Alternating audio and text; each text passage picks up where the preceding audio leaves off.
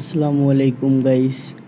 Welcome to my official Facebook page Brand Biker O YouTube channel.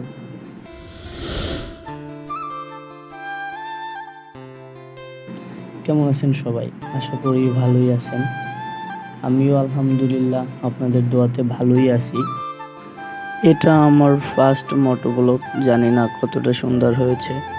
যদি কোনো ভুল হয়ে থাকে তাহলে সকলে ক্ষমা সুন্দর দৃষ্টিতে দেখবেন। এই রমজান মাসে তেমন একটা ঘুরতে বের হওয়া হয় না, আর বাহিরে যে পরিমাণ রোদ পড়ছে, কোনো মানুষ যদি বাইরে দাঁড়িয়ে থাকে রোদে কিছুক্ষণ, এর ভেতরে সে পাগল হয়ে যাবে। এই রোদে বের হওয়া একটু বেশি টাফ ব্যাপার, আরও রমজান মাসে রোজা রেখে। যাই হোক, কী করার, একটু কাজও ছিল মিরপুর 10 নম্বর, তাই একটু বের হলাম।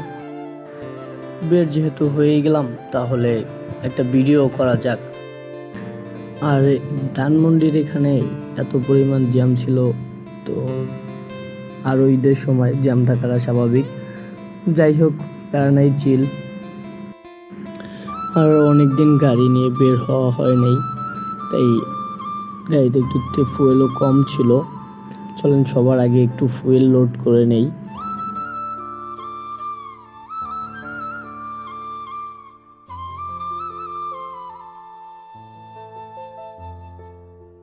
ফুয়েল লোড করা ডান। এখন চলেন যাওয়া যাক মিরপুরের উদ্দেশ্যে। দেখতে থাকেন পুরো ভিডিওটি, আর ভালো লাগলে অবশ্যই লাইক, কমেন্ট এবং শেয়ার করবেন বন্ধুদের সাথে, এবং অবশ্যই চ্যানেলটি সাবস্ক্রাইব করে পাশে থাকবেন। এটা হলো ঝিঙাতলা ট্যানারির মোড়, যেখানে একমাত্র রাজত্ব রিক্সাওয়ালা মামারাই করে। আসলে কাউরে তাদের যেরকম মন চায় সেরকমই রিক্সা চালায়। এ তো রিক্সা না, যেন মামারা এরোপ্লেনের ফিল পায়। তারা ব্রেক করার পরও মিনিমাম 5 থেকে 7 মিটার রিক্সার চাকা রাস্তার সাথে ঘষতে ঘষতে তারা সামনে আগায়। যাই হোক, কিছু বলার নাই, তাদের অবশ্যই উচিত আসলে রিক্সাটা অন্তত যারা মোটর রিক্সা ইউজ করে তাদের অবশ্যই ভালো করে ড্রাইভটা করার, কারণ তারা এতটা স্পিডে গাড়িটা চালায় যে আসলে তারা নিজেরাই মাঝে মাঝে কন্ট্রোল করতে পারে না। আগের দিন বৃষ্টি হয়েছিল, আর ঢাকার শহরের অলিতে গলিতে পানি জমে আছে। আর বিষয়টা হলো, ঢাকা সিটিতে তো একদিন বৃষ্টি হলে পরের দিন পানি জমে থাকে রাস্তা পর্যন্ত। তো এই যে যত ড্রেনে পানি থাকে সবগুলোই রাস্তায় উঠে যায়, একদম একটা খুবই কষ্টকর ব্যাপার। যাই হোক, প্যারানাই চিল, চলেন আমরা যাই। যাই হোক, আমরা চলে আসলাম আমাদের কাঙ্ক্ষিত সেই জ্যামের পড়ে গেলাম। তো যাই হোক, এখন আমরা ধানমন্ডি 15 নম্বর সিগন্যালে আছি। তো আজকের আমার যে কাজটা ছিল যে মেইনলি আমার এক সিনিয়র ভাইয়ের সাথে দেখা করার জন্য। তো ভাই আমার জন্য অপেক্ষা করতেছে। আমি বলেছিলাম যে আমি আসতেছি, তো একটু আগেই বলেছিলাম যে আমি আসতেছি, কিন্তু এই যে বাসা থেকে বের হইতে হইতে লেট হয়ে যাচ্ছে, তাই সময় দেখতেছিলাম। তো একটু লেট হয়ে গেছে, কাইন্ডলি ভাই সরি। যাই হোক, আমি আর কি চেষ্টা করতেছি তাড়াতাড়ি আসার। তো জ্যামটা ক্রস করে আমরা আর কি যাচ্ছি ধানমন্ডি 27 দিয়ে বের হয়ে আপনার ওই সংসদ ভবনের ওখান থেকে বের হইতে চাইতেছি। তো এই পর্যন্ত আমি চলে আসলাম। আসার পরে এই যে ধানমন্ডি 27-এর এই বড় সিগন্যাল ক্রস করলাম মাত্র করে, আসলাম সংসদ ভবনের সামনে।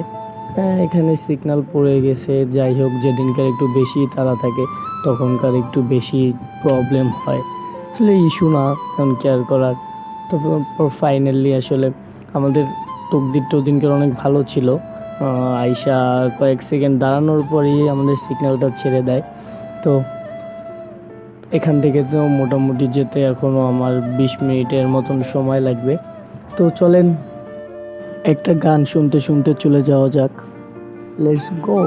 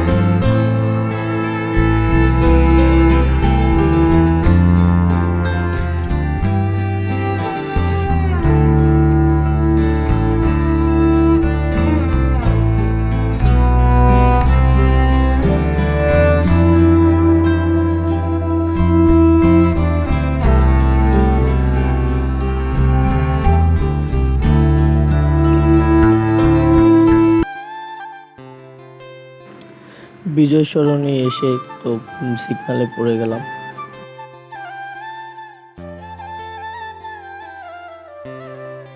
প্রায় 3 থেকে 4 মিনিট পর জ্যামটা ছাড়লো। তো তাড়াতাড়ি করে চলে যেতে হবে, এমনিতেই অনেক লেট হয়ে গেছে।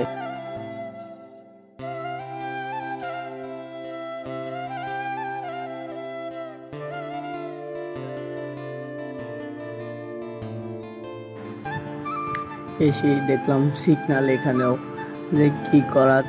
ভাবলাম একবার যে বাম থেকে চলে যাব, না নিজেই কনফিউজ, কোথায় চলে যাব, না ঠিক আছে সোজাই চলে যাই। তো সোজাই চলে গেলাম, আরে কনফিউজড হয়ে গেছিলাম যে এখানে সিগন্যাল পড়ে আছে, কখন না কখন সারবে, কি করবে। যাই হোক, সামনে তো আমরা চলে যেতে হবে তাড়াতাড়ি, তো সময়ও হাতে অনেক কম। গিয়ে তার সাথে দেখা করে এসে তারপর ইফতার করতে হবে বাসায়। তো এর জন্য একটু আর্জেন্ট তারাই ছিল, তো কি করার, চলেন।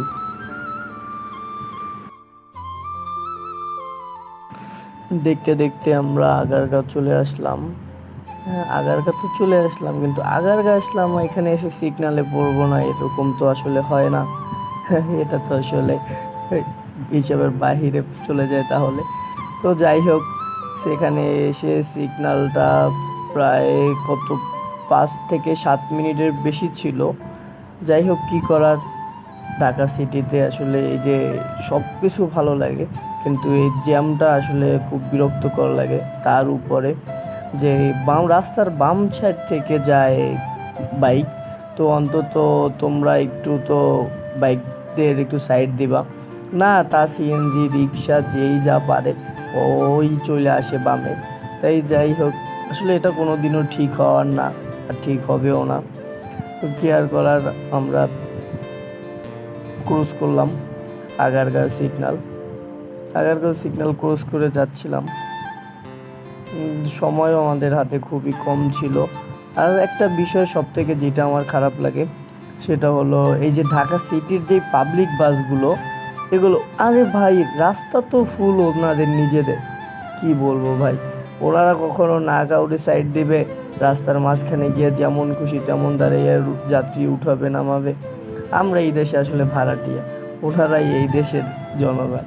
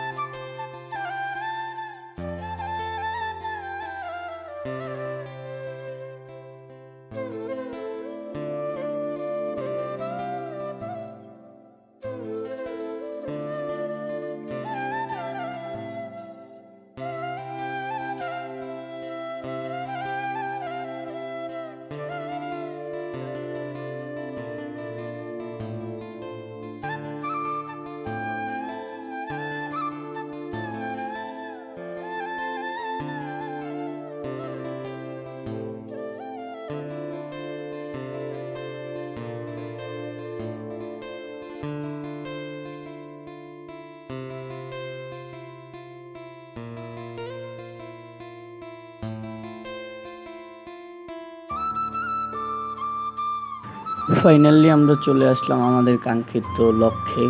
এখানেই আমার ভাই আর কি আমার জন্য অপেক্ষা করতেছে। এতক্ষণ আমাদের সাথে থাকার জন্য ধন্যবাদ, অনেক অনেক আন্তরিক ভালোবাসা। Thanks for watching this video. Please like and subscribe my YouTube channel or Facebook official page.